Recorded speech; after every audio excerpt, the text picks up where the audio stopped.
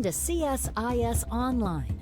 The way we bring you events is changing, but we'll still present live analysis and award-winning digital media from our Dracopoulos Ideas Lab. All on your time, live or on demand. This is CSIS Online.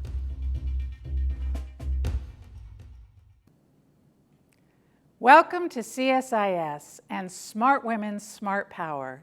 We're so excited today. We've got a terrific program with the Principal Deputy Director of National Intelligence, Dr. Stacey Dixon. She will have a chat with our friend, colleague, and co-founder of Smart Women, Smart Power, Nina Easton. Nina, it's great to have Nina back here, but Nina did lure away our beloved Beverly Kirk, who had for a long time led Smart Women, Smart Power, to start an exciting new project that we hope to hear more about when we have Beverly back on the program. But in the interim, I have had the great honor and privilege of being the interim director of Smart Women, Smart Power. I'm Suzanne Spalding, and I lead the Defending Democratic Institutions project here at CSIS in the International Security Program. But I am so pleased to announce today that we now have a new permanent director for Smart Women, Smart Power that has been selected, Dr. Kathleen McGinnis. And it's kind of a homecoming here for Kathleen because she used to be at CSIS as a coordinator for the Project on Nuclear Issues. She then went on to do amazing things at the Pentagon and in the UK Parliament and at think tanks and most recently at the Congressional Research Service. And we are pleased that Kathleen could join us today just to take a couple minutes before we start our formal program to introduce herself.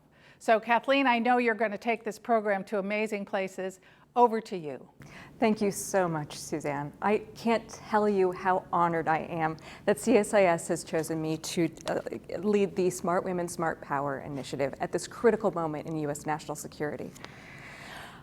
I've long been convinced that the most pressing issue facing the U.S. national security and foreign policy community is retention and retaining of the national security workforce. It's an absolutely pressing issue because people are policy, after all. If we are to think through the myriad strategic challenges before us, we need to have the best people developing the best policy options, regardless of their economic background, gender, ethnicity, or disability. Through its path-breaking work in highlighting the accomplishments of leading women, the Smart Women, Smart Power initiative has played a critical role in helping build that strategic culture we need to see. Thank you so much to Citi for having the vision to partner with CSIS to create this critically important platform. National security is a team sport. I am delighted to be joining this amazing team and am looking forward to continuing this important work. And now I'm going to pass it over to Candy Wolf, who is the head of Global Government Affairs at Citi. Great, thanks Kathleen, and let me echo Citi's welcome, our welcome to you here in this new role. We're really excited to work with you and talk through the next adventure. This is our 7th year in supporting Smart Women, Smart Power, and looking forward to the evolution of this program with your leadership. So thank you. And thank you all for joining us today from around the world. Here in Washington, we're thankful that spring has finally sprung, and I'm hopeful that we have put away our coats, although allergies are beginning to affect many of us. The last event we had here in March, I took a moment to acknowledge the horrifying situation in Ukraine. And unfortunately, a month later, I want to continue to do the same as the violence continues. At Citi, we have employees in Ukraine, and we want to think of them, their families, and obviously all of the Ukrainians who are impacted and in harm's way. Citi, as I said, has been supporting this program for the past 7 years, and it brings together women, leaders in foreign policy and national security, and in the business community to convene a dialogue on the most pressing issues. We proudly call ourselves the most global bank. We're present in 96 countries and do business in many more. Our global footprint gives us a front row view on the challenges, opportunities that exist in various political climates around the world. So it is with pleasure today that we are lucky to have such a pioneer in the intelligence community in Dr. Stacey Dixon in joining us for this program. She has a fascinating career, and we look forward to a conversation with her on the trends that she's seeing as well as her career as the Principal Deputy Director of National Intelligence. I can't wait to hear the conversation, so I am going to turn it over to Nita to get us started. Thank you all. Great, and thank you again to Citi for being with us and by our side since the inception of Smart Women, Smart Power. And Kathleen, a big welcome to you. We're so excited to have you. And Dr. Dixon, what an honor to have you here. Thank you for joining us. Thank you, Nita. I'm happy to be here. Great. Let's just start with the fact that you have had this really 2-decade-plus tour at the upper reaches of the intelligence community, the CIA, the U.S. House, the National Geospatial Agency, if I got that right, the National Geospatial-Intelligence Agency, and of course now as Deputy Director of National Intelligence. What would you say is the biggest evolution of intelligence gathering during that period, and what is the greatest challenge to emerge? No, that's a great question. If you think about what caused the Office of the Director of National Intelligence to be created, think back to 9/11 and the fact that there was information out there in the community that wasn't being integrated properly. That was the impetus for the creation. And so we recognize 20 years since 9/11 back in September. Now we're talking about 17 years of the Office of the Director of National Intelligence in just a few days. What's changed is the amount of integration that we've seen, that we've been able to continue to push on agencies to work together and really to leverage not only the strengths of each agency, but also the authorities of each agency to be able to do more for our customers, so to be able to provide that intelligence insight. I've seen that grow over the years. The other thing that's changed really is the threats that are out there, and we have responded to those threats. We spent a lot of time focusing on terrorism and countering terrorism. Now, sort of global competition, strategic competition, it's caused us to look at how we're structured, how we are interacting with each other, and trying to figure out how do we best position ourselves for these other threats that are coming. And I know we'll talk more about that one going forward. But really, coming from a place where the ODNI didn't exist, to a place now, 17 years in, where our place in the community, in terms of being able to help with that integration and help standardize some of the things that are happening with the community, whether on the personnel side, whether on standards for analysis, whether on joint duty rotations. All of these things are things that have been brought in since then and have really made a difference in contributing to us being able to do more and provide better insight to our customers. And of course, there's been the rise of disinformation, Yes. which is on everyone's minds, especially now. It was interesting that you spoke to the South by Southwest Festival. That in itself is interesting, quite a public role to be speaking at. And you talked about how U.S. spies can help frame the truth. Yes. Talk about that. Yes. We did a couple things. One, we tried to frame what disinformation is, because I think there's still a lack of awareness of the fact that there's a lot of information out there that is not true, and that is basically also trying to shape the way people think about it. Think about various things based on what the information is. Trying to highlight the fact that we spread information all the time, and a lot of that information is not truthful information. So providing people tools and ways to think about and really to be able to assess whether the information that's coming to them is fact or fiction. Being able to look at the sourcing of it to make sure that it actually is coming from a reputable source. We talked a little bit about that and how you can look at how we pursue analysis within the community with very structured techniques, always questioning our hypotheses, always questioning and making sure that we're looking and taking into consideration our biases as we look at information, trying to remove that from the process. If more people thought about the things coming through their social media feeds, the things that they're hearing about and passed from friend to friend or from coworker to coworker, thought about it from that perspective, I think the impact of the disinformation would just decrease, and that was really the awareness we were trying to reach. And that's a great bridge to what's top of mind right now, of course, is the invasion of Ukraine. Yes. Early on, the administration, obviously with the support of the intel community, decided to declassify information. Almost, it seemed like to get ahead of the curve on real information versus disinformation. But can you walk us through that decision? Absolutely. It started really with what we were seeing in the buildup around Ukraine. not only leveraging the sources that we have internally within the community, but really leveraging even just commercial imagery that's out there. You can actually see, if you were watching, that there were numbers of troops that were building up, and while Russia was stating that it was for an exercise, it was an exercise on the scale of something we had never seen before. So we thought that we wanted to make sure that others were also watching what was happening. Our intelligence was also suggesting that there was an invasion that was being considered. And with that there would be statements coming out of Russia that would seek to justify why an invasion needed to happen, whether it was some of the things that they were saying about the individuals, the Russian-speaking individuals that they were going to say were being not treated the same way, whether it was them claiming that Ukraine did something that would then justify a Russian invasion. We wanted to make sure that policymakers were aware of that, making sure that our allies and friends in the international community were aware of it. Policymakers came back and said, well, we think this is more global than that. We think we want to make sure that the American public and the people out there are also aware. So we found ways to actually declassify the information using the processes that we already had within the community. On a scale perhaps expanded because of the amount of things that they wanted declassified. But we decided that we could go through, and there were things that we could declassify while still protecting our sources and methods, so not jeopardizing how we've collected or where the information was coming from.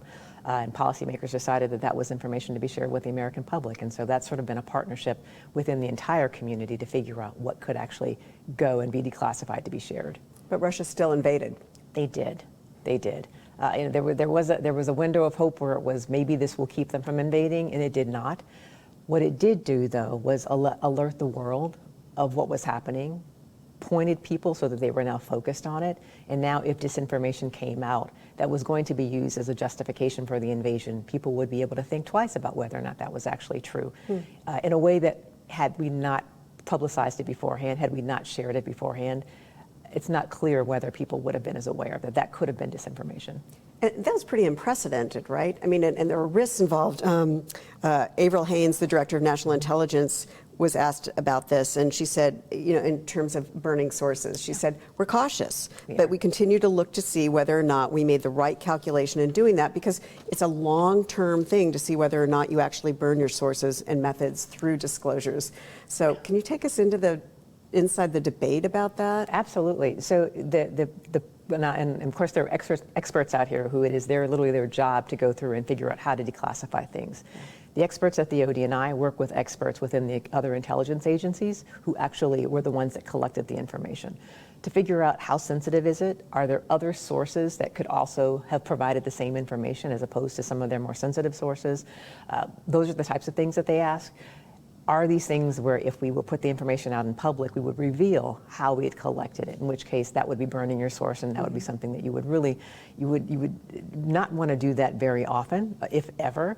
So usually you're looking at whether or not there's other information out there, whether it's something that's in the public sphere, or whether it's something that you can point to another type of source to have collected the information. That then goes through the process, the very rigorous process, to make sure that we're not revealing anything, and then that would go and provide a series of talking points and details that were okayed by not only the collectors of the information, by the larger intelligence enterprise as well, to be able to declassify. So rigorous process. This proceeded over the course of a pretty condensed time frame. I mean, it happens very, very quickly, yes. Yeah. It can happen very, very quickly. And it did, it sounds like. And, you know, and speaking of collecting information, so, I mean, one of the most stunning aspects of the Russian invasion is how much publicly available information was out there, whether you're talking about satellite imagery or commercial signals intelligence or information on social media. How do you describe now this use of open source information? It's interesting. Within the community, I think we have been thinking about open source information and how it actually fits into the intelligence enterprise for quite a while. There's a lot of really useful information out there, and so figuring out how do we legally, and with keeping in mind privacy and civil liberties, how do we bring in the information that's useful and see how it can complement the classified information we have in terms of being able to provide insights to our customers. So it's something that we've been thinking about for a while. I think the awareness right now is how much is available for the public to see, whether it is some of the companies putting imagery out on their websites for all to take a look at, or highlighting it, and they're very vocal as well, talking with the media about what you can see from their the information they've collected, it puts us into a different place where we are not the sole ones to have access to that information, and there's a lot of other people now looking at what's happening around the world, which I think is good. interpreting it, as you said. And doesn't that interpreting raise it. also kind of an interesting new twist for you? I think, well, it does. I know the rigor with which our analysts interpret information. I don't know the rigor with which all other analysts interpret information. So the challenge will be seeing that there are things that I know that our analysts, if you can't say that it's come from what we can see or what we can hear, they will stop short of actually making a statement about the information. I've seen sometimes others with perhaps less rigor in their analysis make statements and claims that you really can't tell from that information itself. It may be a logical next step, but our intelligence is based on what we actually see or hear, or what we see or hear, what we actually or measure. If you can't see it, you can't hear it, you can't measure it, we can suggest what we're seeing that may be the next case, but we would not take the next step to say that this is absolutely going to be what's going to happen next. So how we do things and how others do things is something that we will watch over time. I think other companies who are doing analysis are thinking about that, though, as they go forward, especially as they go back and they check and see whether they were right or wrong about the sort of the forecast that they presented. And it's interesting too. I mean, you talked about in a speech very recently that you approached commercial enterprises about getting, for example, satellite imagery faster. Talk about that.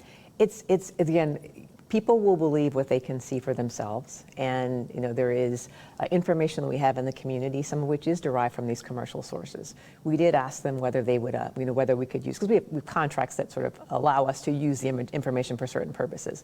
Ask them whether we could actually use that not only to share with partners, but increasingly you also see them now on their own going out and sharing more information with the public. Because seeing is actually allows individuals to make their own judgments about it, which is, we've talked about that a little bit. It's a great, I would say it's a partnership on the one hand, but it's also just the companies independently wanting to be able to share more of what's happening in the world. And frankly, I think it's a great service that they're providing, putting the information out there. I'm glad we were able to sort of spur it, but now, they're actually leading in many ways and putting information out for others to see. So you're saying a lot commercial enterprises are leading a lot of the information, intel. I think, and in terms of being able to share more with the public, there's things that we would have to declassify if we were to use our classified sources. It's easier for them because their sources aren't classified, so they're able to actually just go forward. And they're putting things out there that we aren't asking them to put out. That's sort of what I was meaning. And one of the things that's been kind of talked about inside the intel community is why you didn't predict the difficulties the Russian military would have. Some people might also say, and didn't predict the triumph of the Taliban in Afghanistan. How do you answer that? Did we get it wrong? The statement "getting things wrong" is always a tricky one, right? There are certain things that are very difficult to know 100%, and to include how people think about it, how people on the ground are going to experience it, what their reaction's going to be, what their will's going to be in the face of someone coming and invading their country, for example. It's very difficult to figure out what's going to happen next. We can look historically at how the militaries have acted, how the militaries have prepared, and that gives you a picture of what you think might happen. Being able to guarantee that you know what the outcome's going to be is a very difficult thing, and one that, I guess if you say right or wrong, we don't always get it right, but there's so many factors that go into how a country's going to react to being invaded, for example, that it's very difficult to have all of the intelligence sources that are going to predict an exact outcome. I think what we were able to do is talk about, we can talk about the buildup, we can talk about what we're seeing, we can talk about how we've seen Russia over the years plan an invasion. The exact challenges that they've had would have been really, really difficult to predict. Seeing how they've reacted to it and kind of giving some context to that, I think is something that we've done for our customers. So to try to help them understand that even though the things that we've seen weren't what we expected in some cases, giving them options of, okay, these are different things that might be happening in the future is something that we can do to help them be able to prepare for it in whatever is to come, frankly. What's interesting too is a lot of it comes down to the culture of organizations, the culture of the Afghan military, the Afghan government, the culture of the Ukrainian people, the Ukrainian military, the culture of the military in Russia, the on the ground, on the troops on the ground. It's true. Which is it's a much harder thing to measure. It all comes down to the culture and people, and people can be very difficult to predict. Yeah. Organizations can be difficult to predict. You certainly use the best insights that you have over what they've done in the past, but that's no guarantee of what they're going to do in the future. So you sort of give your best judgments, and you paint a range of these are all the possibilities that may come out of there. Some of them are more likely than others, but you sort of paint the full picture of it, and hope that the information that you're giving your policymakers is giving them the best information to make the next step decisions on the policy side. So there have been accusations about a chemical attack. How are you pursuing finding out whether that's credible or not? I mean, it's like we approach other intelligence issues. You see what information you can gather to be able to answer the question: is it or is it not? Where, if yes, where? If so, how? Can you talk about where you are on that scale right now? No, not really. Okay. Or the use of... But it is definitely something that we are in the community looking at, trying to make sure that we're providing the most up-to-date and the most accurate information we can to the policymakers. It's very difficult when you're doing things remotely. That's the other challenge that people have when things like that. During the course of a war, of course, it's very difficult to be able to get in and get the same information that you might have had prior to a war being in effect. But we are trying to answer those very questions for our policymakers, and we'll give them our best insights. And what did you learn that you didn't know about the Russian military? I think that's still ongoing. I think many people are looking and watching the situations and rethinking what we've seen historically and what we might have thought would have happened. How so?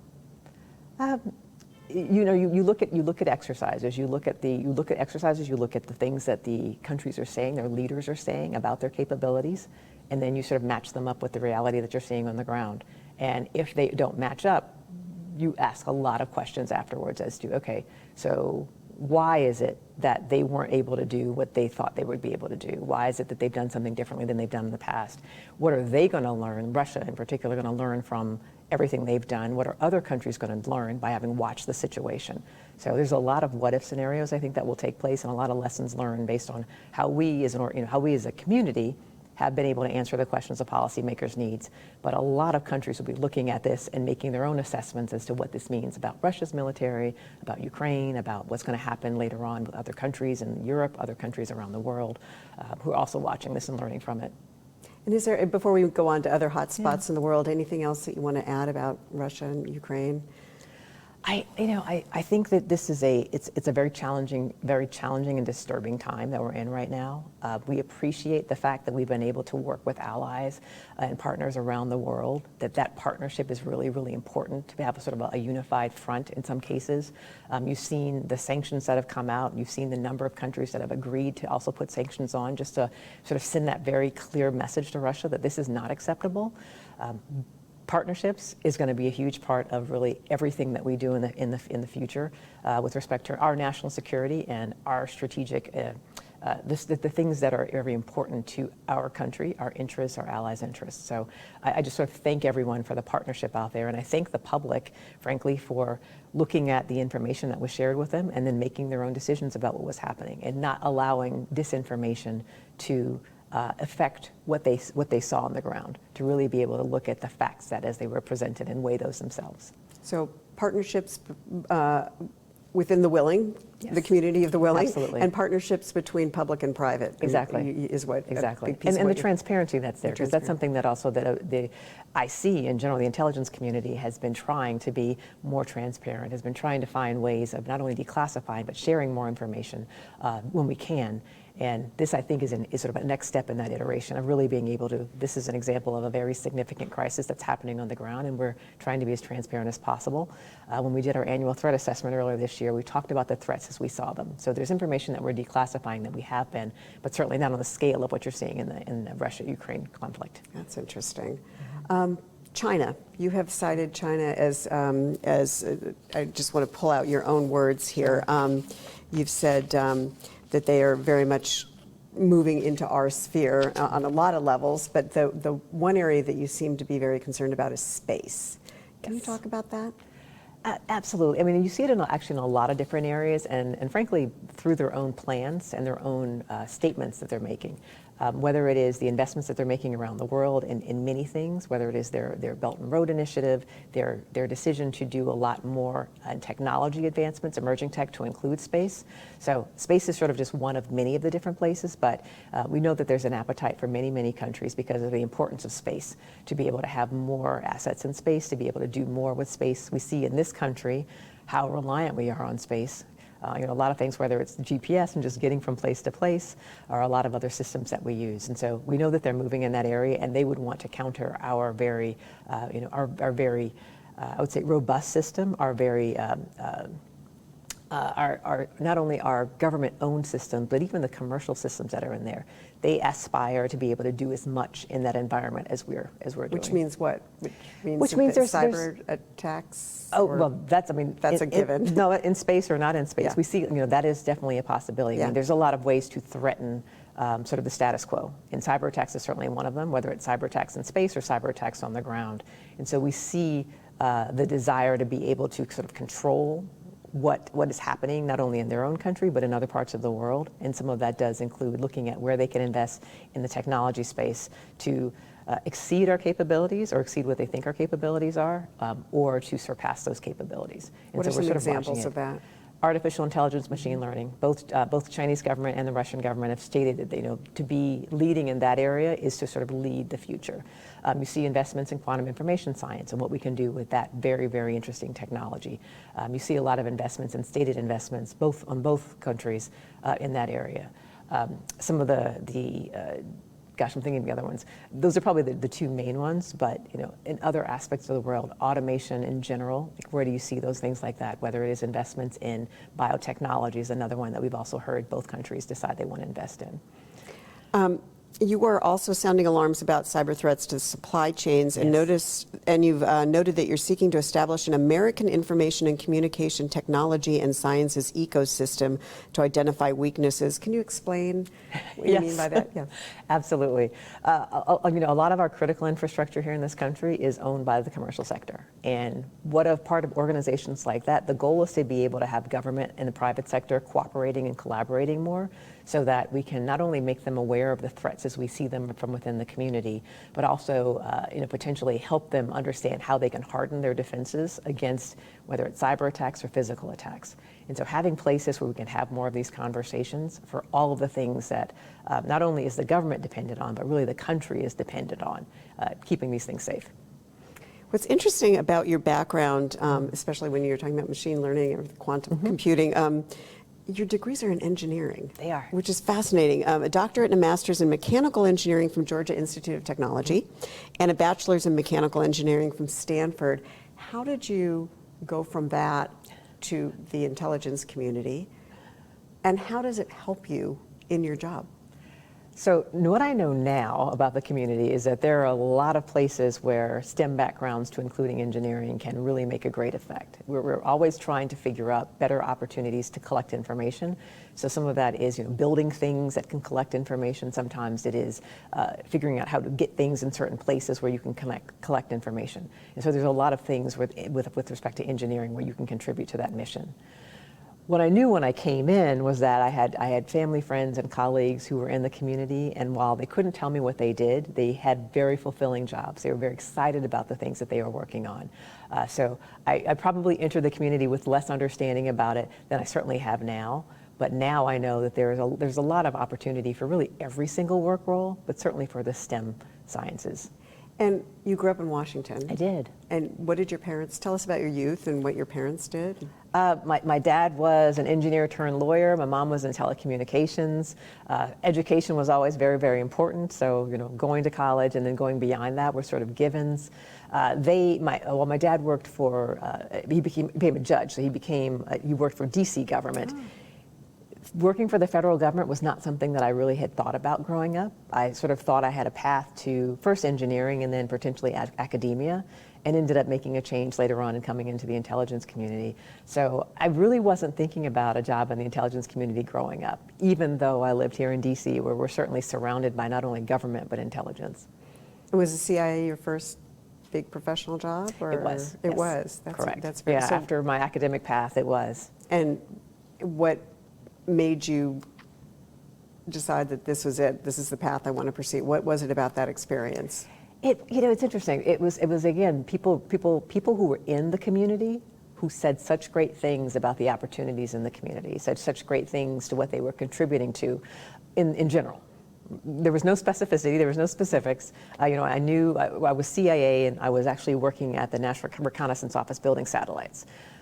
The people doing that were just super excited. They used their engineering skills to really be able to great effect to deliver these satellites on behalf of the country. They were making decisions to help protect national security. That was sort of enough to get me interested in putting an application in, and then when it came through, entered the community, and great decision, best decision I've ever made, frankly, professionally, and I'm really, really happy that I stayed in because I've had so many wonderful opportunities to not only use the STEM background, but really to exercise other things like the leadership, like the ability to ask questions, the ability to know how science can contribute to some of the very challenging things that we're trying to face. So it's been a wonderful opportunity to be able to use those skill sets, even though my time as an engineer per se was not that long. How would you describe yourself as a leader? I love enabling other people to solve hard problems. I love trying to be the one who can sort of reduce the bureaucratic barriers so that they can get their work done. I'm a very collaborative leader. I enjoy bringing people to the table, which is why working as the principal deputy is a wonderful job, because we've got these 17 other elements of the intelligence community, and our deputies, we get together and we try to solve hard problems on behalf of the community to better serve our policymaker customers, to better deliver that national security and foreign policy advantage to our policymaker customers. So it's a wonderful opportunity to work together. It's a bit of a coalition of the willing. People come because they know they have something to offer, and they know that we all share this common mission, this common set of goals, and it sort of works with the way that I approach things, which is in a very collaborative nature. You are the highest ranking Black woman in the Intel community. How would you rate, broadly speaking, the Intel community on diversification efforts? We have some ways to go across the entire organization. I'd say if you look at our leadership, there's certainly, we've seen people, we've broken the glass ceiling in some cases, we have broken some of these barriers, and we're celebrating that. We're not resting on it, but we are celebrating the fact that, we've had female principal deputies before. I am the first African American. We haven't had a female director of national intelligence before, so we're certainly celebrating that. We've got leaders in other places within the intelligence community who are also breaking barriers themselves. We look at ourselves regularly. We look at our statistics, we look at our numbers, we look at our hiring, from the recruitment all the way to the retention of individuals of different backgrounds, to see how we're doing. And if you compare us to either the civilian labor force or to the American public, we don't quite look like that yet. That is aspirational. We need to be able to look more like the country we serve, and so we're trying to figure out, are there barriers within that are keeping people from coming in, number one, or being successful when they're there? How do we make sure that every American who wants to serve, who has some abilities that they can bring to the community, finds a place in here and can be successful? And so what would you say, you have this moment, what would you say to younger women and women of color about why they should think about this career path? I think there are so many opportunities within the intelligence community, and if you are a person who is inspired by serving your country, this is one way to do that. This is one way to bring all of your skills and expertise, combine them with the skills and expertise of a host of other people who also share that same passion for love of country, to really be able to position this country in a good light, to be able to position us so that we can protect ourselves, protect our families, protect our allies, but also really be able to support policymakers in making the decisions on behalf of the rest of the country. It's also a place where you can be successful. I mean, having me in place, having DNI Haynes in place certainly says that if you want to aspire to these highest levels, you have examples of people who've been able to do that. There's other jobs in there that maybe there aren't the same examples, but don't let that stop you. We need good people who want to come in, and I would encourage people to learn more about it, whether through an internship or talking to someone in the community, to see whether it's something want to be a part of. But don't hesitate, come in, because I think you won't regret that decision. So, you know, one of the results of the disinformation campaigns we've seen in the past few years is that there's a big target on the intel community's back. There's a lot, you know, the deep state stuff. Does that affect morale? Does it affect recruitment? Does it affect retention? How do you deal with that internally? It's disappointing that there isn't much more trust, but it also just challenges us to want to be better so that we can be better and be more transparent so people can have a better sense of what the community does and be able to sort of have that trust. So we spend a lot of time and effort trying to figure out how we can shed more light into the operations of the intelligence community while still protecting those sources and methods. So it's not really necessarily a morale killer, but certainly something that we want to work towards. And it would be lovely if everything we did was trusted and embraced. It's not. We can deal with that. Recruitment, not really. Actually, we still have a lot of people who are very interested in coming into the community, thankfully, and I think that will continue to be the case because people see it as a place where they can make a difference to those sort of ultimate goals that the country has. Retention, people who are leaving will leave for a variety of reasons, and I haven't heard that one as a predominant reason that people are leaving because of the lack of trust, or the perceived lack of trust with the American public. But we're certainly trying to continue to build that because we do need the public to trust us, and we're trying to find more ways to shed the light on what we're doing so that people can see it, putting more products out when we can, more of our assessments out when we can, having declassified versions or declassified summaries. That is a goal of ours. So I want to remind our audience, our online audience, that we do have a couple minutes to ask questions. You're going to have to do it very quickly.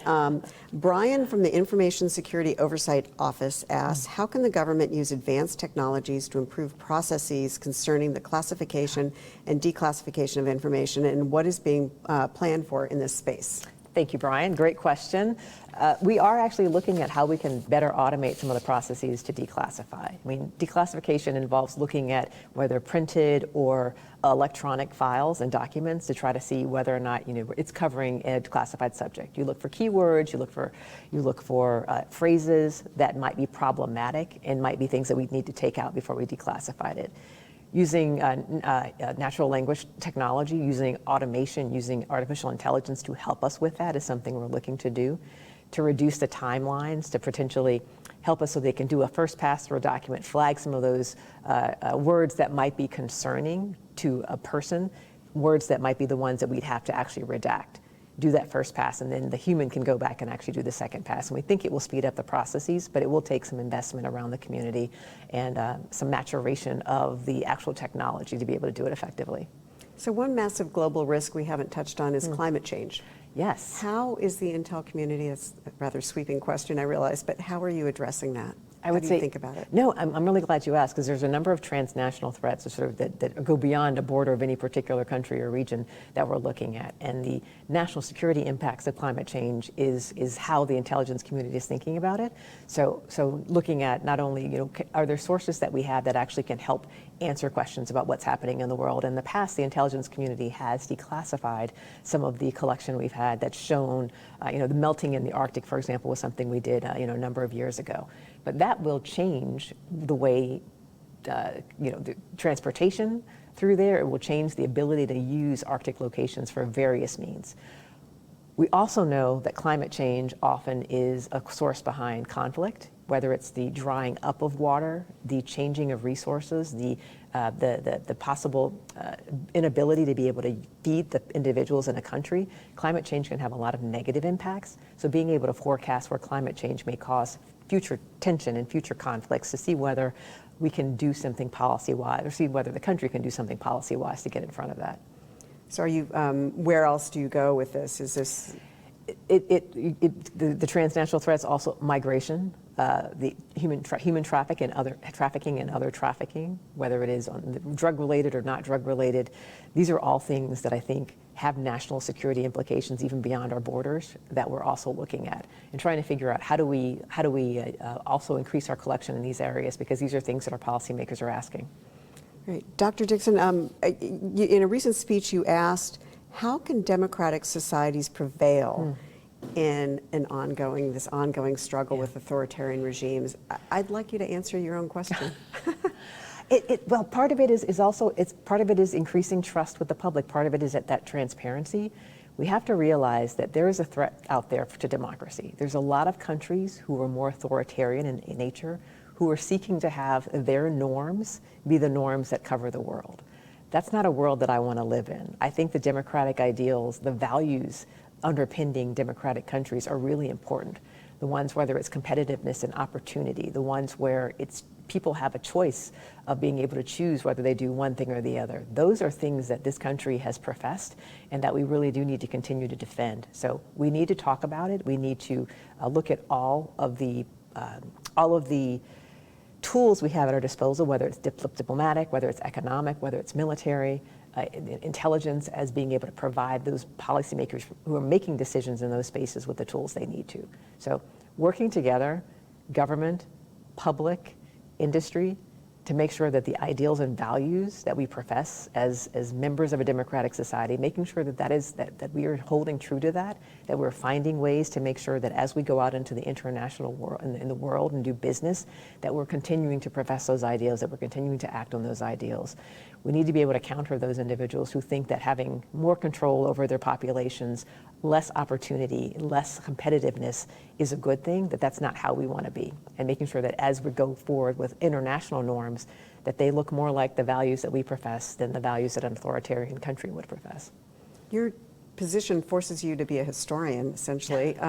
Where are we on that trajectory? Where are you feeling more hopeful, less hopeful? Where are we?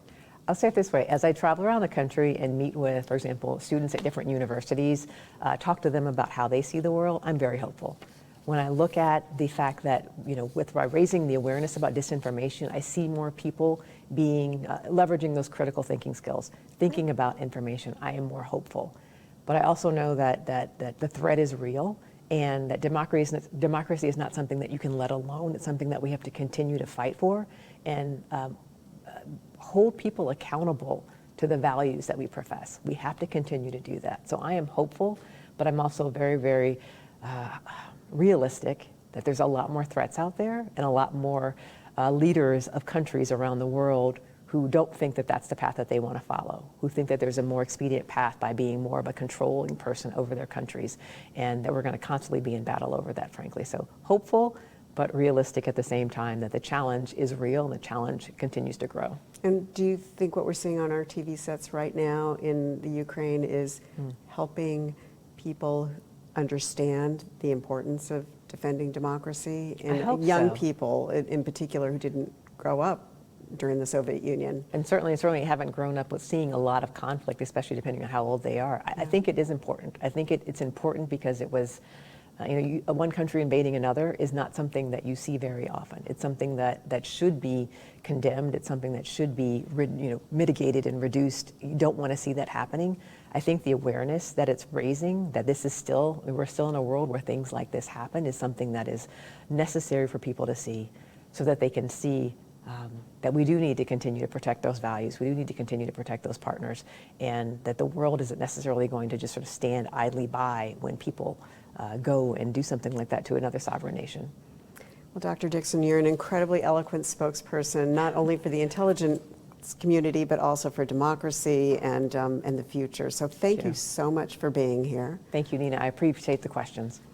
And for our online folks, our online audience watching at home, don't turn us off yet, because we're going to show a short pre-recorded conversation between Suzanne Spalding and the Honorable Ellen McCarthy discussing another trailblazer in intelligence, Virginia Hall. So sit tight.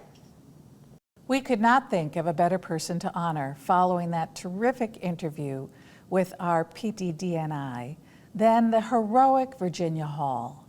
We're going to talk with Ellen McCarthy today about her remarkable story, a humble servant, a real patriot, and an invaluable contributor to the Allied effort in World War II. Ellen, we're so happy that you're here today. Ellen has had a terrific career in the intelligence community, including as the Chief Operating Officer for the National Geospatial-Intelligence Agency, leadership position with INSA, the Intelligence and National Security Alliance. She's on a number of boards and is the president of Just the Facts. And Ellen is here to talk with us today about the amazing career of Virginia Hall and the effort that is underway to get her some appropriate recognition.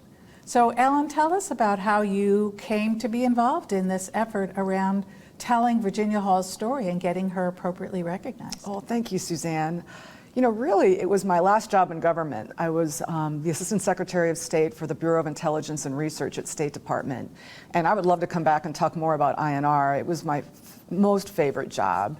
And when I started there, I was just curious as to why was it that it's so small? I think small is good, but you know, it's not resourced to do a lot of the things that it needs to do. And so I just started doing some research. You know, I really believe that if you want a new idea, read an old book. And it just turned out that the year I was there was INR's 75th anniversary. And I learned that it is the last remaining operational component of the Office of Strategic Services. So in 1945, President Truman did not dissolve all of INR. Wild Bill Donovan, then the head of the OSS, convinced him to keep the research and analysis branch together, and it would get transferred to state in 1945. Really interesting because I thought that CIA was the first civilian all-source intelligence organization, but it's not. It was INR. And so I really wanted to take advantage of that history to really promote INR and learn more about it. And it really was amazed at how the culture of OSS was so much like the culture of INR. In the process of doing this research and taking advantage of the 75th anniversary, I became involved with the OSS Society, which is run by a fellow named Charles Pink. He asked me to do an interview a woman named Erica Roebuck, who had just written a book called The Invisible Woman, which was the story of Virginia Hall. And it literally was from that moment that I just absolutely became entranced with her. Pretty much read everything I could. In fact, there's a couple of books I would recommend. Sonia Purcell wrote A Woman of No Importance, which is just an amazing book. She looked at Virginia Hall from the British side. And then a former CIA officer, Craig Raley, wrote a book, Hall of Mirrors, Virginia Hall, America's Greatest Spy of World War II. I just couldn't get enough of Virginia Hall. And even now, every decision I make, I sit there and think, what would Virginia do? But that's really what started this. I got together with some friends. It was Women's History Month. It was coming up, and we were thinking of what are some things we could do. And all of us agreed when we learned that Virginia Hall did not have a Congressional Medal of Honor, that we had to start this campaign. And when I say women, it's other amazing women in the IC like Sue Gordon and Kristen Wood and Megan Jaffer. And so we've really worked together to make this happen. I know that you wanted, and there was really two reasons why we wanted to make this happen. One is that we learned that she had a Distinguished Service Cross, which is pretty amazing, but it's our nation's second highest honor. And we were wondering, why hasn't she gotten the highest honor? She certainly, from our optic, deserved it. What's so amazing is that Virginia Hall would have hated this. She would have hated what we're doing right now. She was so humble. She didn't like all the fuss that came with awards and recognition. It just wasn't her thing. She probably would hate this. But the second reason, I think the one that's far more important, is that it's really about recognizing her as an inspiration to those women who may want to join this community, or those women who are already operating like Virginia Hall. It's important to recognize people's achievement, especially hers. So, I mean, that's really what has motivated us to take on this campaign. I thought maybe I could spend a few minutes and walk through her life, if that works for you. Yeah, that'd be terrific. And I'm so excited that you've got these wonderful photos to help tell the story. So I've got to tell you, in the process of becoming a Virginia Hall addict, I got a chance to meet her family. She has two nieces and a nephew who are still around, and they lent me these slides. And they're just, it's so much more interesting to tell somebody's story through pictures. So I'm very grateful to Brad and Lorna Catling for lending me these slides and letting me show you them here today. So let's start with, there we go. So Virginia Hall was born on April 6, 1906. Actually, her birthday is coming up in Baltimore, Maryland. She's a local girl to a fairly affluent family. Her father was Edwin Lee Hall. Here she's pictured with him. He was a bit of an adventurer himself. When he was 9 years old, he stowed away on his uncle's clipper ship. She loved her father dearly. He actually died when she was in her early 20s, and she was very hurt by that. She never quite got over the loss of her father. Her mother was Barbara Virginia Hamill. Here she is in this photo. Her nickname was Dindy. Everybody in the family called her Dindy. You know, she had an interesting relationship with her mom. It was a little more strained. I think it's because her mother really just wanted Virginia to follow this traditional path, to get married, you know, live the life of a social life, live the life in her class, which was very wealthy. You know, but that just wasn't Virginia. You know, and I think in some ways, her mom and dad had a lot to do with this. When she was very young, at 4, they took her on a trip to Europe, and she never stopped traveling after that. She loved the outdoors, hunting and hiking. She loved boating, horseback riding, and she was a lifelong fan of animals. I think she would tell you that she would prefer the company of animals over most human beings. You know, I thought in talking to her family that she was an incredible student. It was pretty funny. Her cousin, her niece just said, well, she only earned A's and B's, but she went to some pretty incredible colleges. As an undergrad, she went to Barnard and Radcliffe. She studied abroad where she would master French and German. She would come back to Washington, D.C. and get her graduate degree at American University. That's pretty impressive given the time, given those days. She was incredibly self-confident. She was very active in the drama club when she was in high school. She was editor of her college newspaper, president of her class.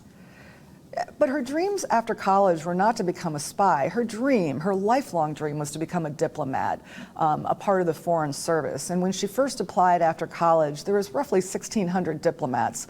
Only 2 of them were women. So, you know, odds were against her that she was ever going to be able to become a diplomat. But she thought, you know, where I sit is where I stand, and if I can't be a diplomat, I'm going to continue to fight for this. And she applied for the only job she could at State Department, which was as a secretary in the Bureau of Consular Affairs. And so there she started. Her first job was at an embassy in Poland. And later she would move on to Turkey. And Turkey would be incredibly important. It would really set, the incident that occurred in Turkey really would set sort of the course for the rest of her life. It's important context. Because while she was there on December 8th in 1933, she suffered an unfortunate accident while hunting.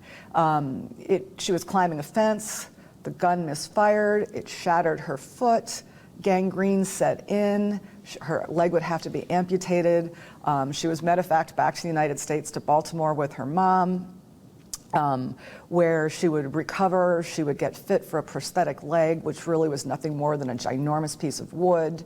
Her mom and everyone would have thought that she would have just stayed in Baltimore, you know, given all that had happened. But Virginia really looked at this as an opportunity, almost a second chance. It was like this was divine calling, and she was being told that because she wasn't dead, she was supposed to press ahead.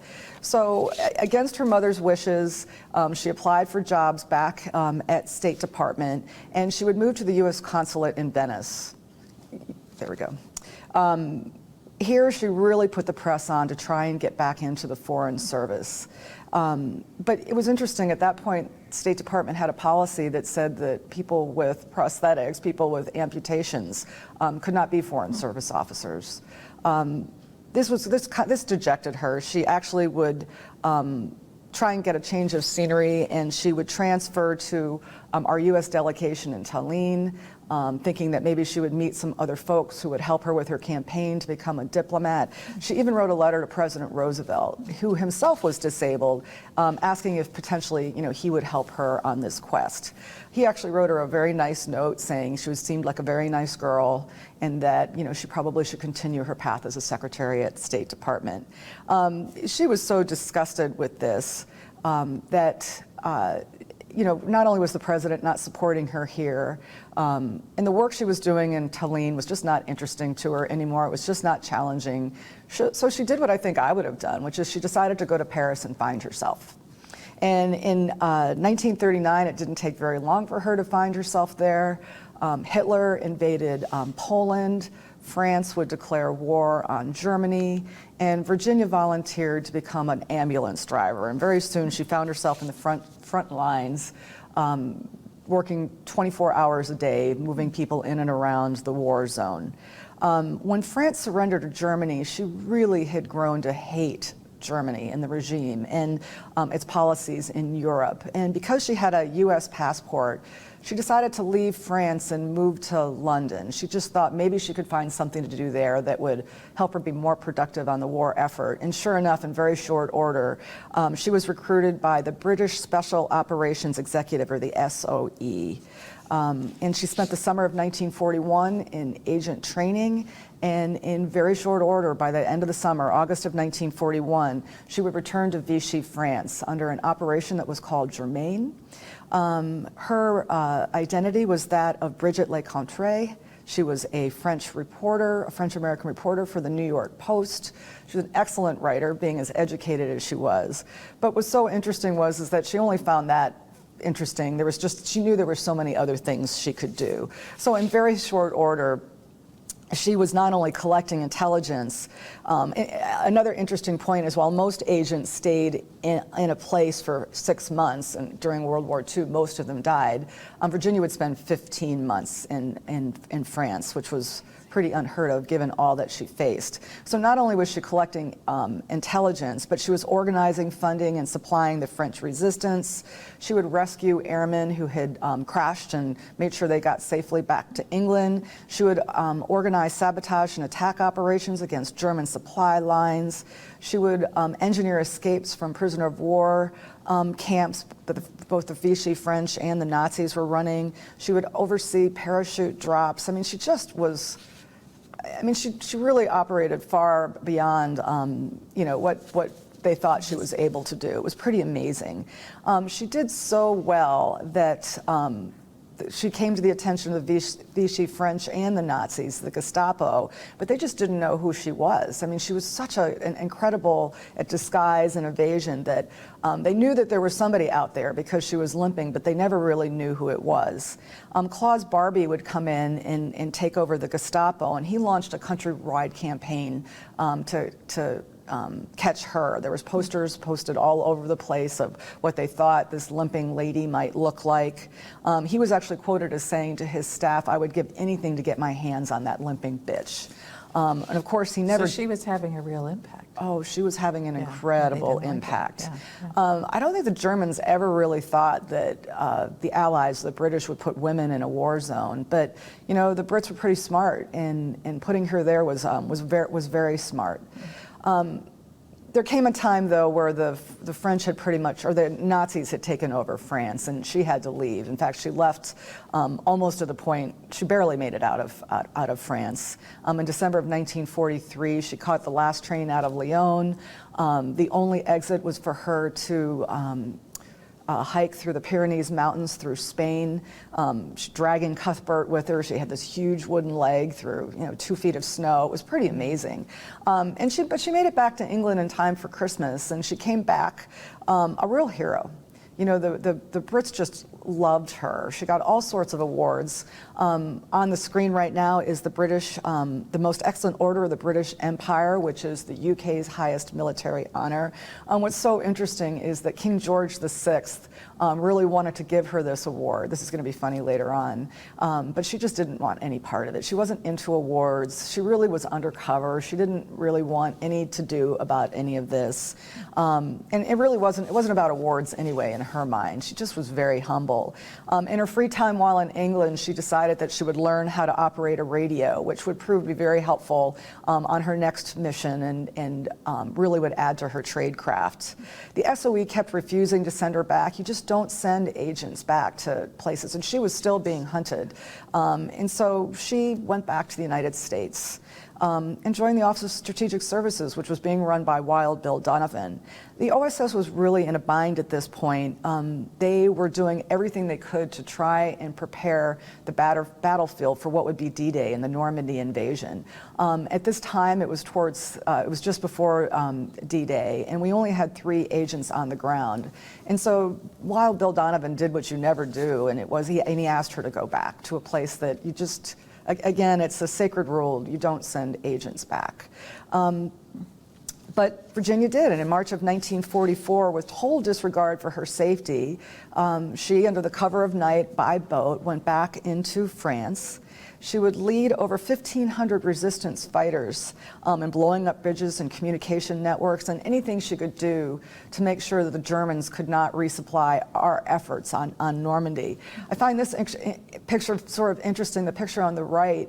The fellow who's holding the dog would actually later become her husband. That was Paul Guyot, very handsome French man, 12 years her junior, which I found very interesting. And they have an incredible love story, but not a love story that in any way impacted her ability to get the job done.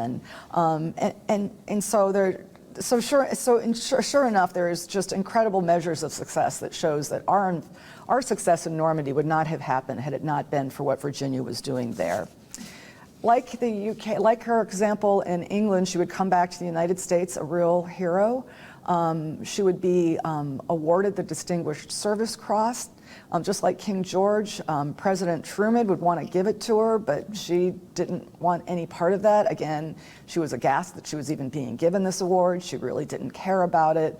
I think that might actually lead to why she wasn't considered for a Medal of Honor. She may have played a little bit of a part in this. She really wanted to go back into operations, and she thought that if the president gave her this award, that would really put her in a position where she couldn't go back. She never really did go back, which was really kind of sad. At this point, the war was over. She tried again to get into the Foreign Service, and this time they turned her down because they said they were having budget cuts, which is just crazy.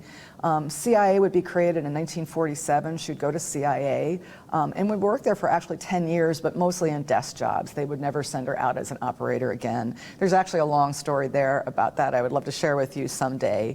She would retire from CIA. At that point, the mandatory retirement age was 60. And she would return to her farm. She got married to Paul in 1950. She would return to her farm in Barnesville, where she loved reading and gardening. She loved animals, especially her poodles. She had a series of 10 or 12 poodles. And she would die in July of 1982, very quietly. And for the most part, nobody really knew much about Virginia Hall at this point, until the last 5 or 6 years where her story is being told. And she's certainly has been inspiring to me and pretty much everybody who ever has read or heard about her.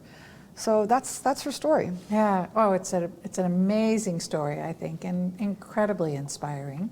It was amazing to me, Ellen, in talking with you about this, to realize that 3,500 people who have received this medal, and only one of them is a woman. Only one a woman. Yep. So that's pretty shocking in and of itself. But that aside, her story is incredibly inspiring, and I'm sure that those who've stuck with us here and listened to this story are inspired. And the question they're asking themselves, Ellen, is what can we do if we want to be helpful in the effort to see her appropriately recognized? What should we be doing? Well, thank you so much for giving us this platform to talk about Virginia Hall and to offer some assistance. We've actually sent a draft letter to the Senate Select Committee for Intelligence, and we're working with the staff to ultimately get Senator Warner and hopefully Senator Rubio to send a letter to the Secretary of Defense and ask him to recommend that her Distinguished Service Cross be raised to a Congressional Medal of Honor. When you read the criteria for the Medal of Honor and you listen to her story, there's no question that she meets all the criteria. We had a number of folks at all levels in government sign this letter. We had over 200 signatures from cabinet level folks, to heads of all the agencies, all the former heads of CIA and DIA and NSA. It's been just an incredible campaign, but it's a campaign that's not over. And so I would say to those who are listening to this, if you have an opportunity to send a note to Senator Warner or Senator Rubio or any of your congresspeople asking that this press ahead, that this campaign move ahead, we'd be most grateful for that. Terrific. Well, there you have it, folks. Ellen, thanks so much for coming over to CSIS today and sharing this terrific story with us. Thanks to Virginia Hall's family for making the photos available, and we will look forward to having you back to talk about some of the other issues that you've raised today. So thank you very much. Look forward to coming back. Thanks so much, Terrific. Suzanne. Thank you. Take care. So that concludes today's program. Thank you so much for joining us for these fascinating and I think really inspiring conversations on past and present intelligence heroes. Your support for Smart Women, Smart Power is really what keeps us going, fuels us every day. So thank you for that. Have a great rest of your day.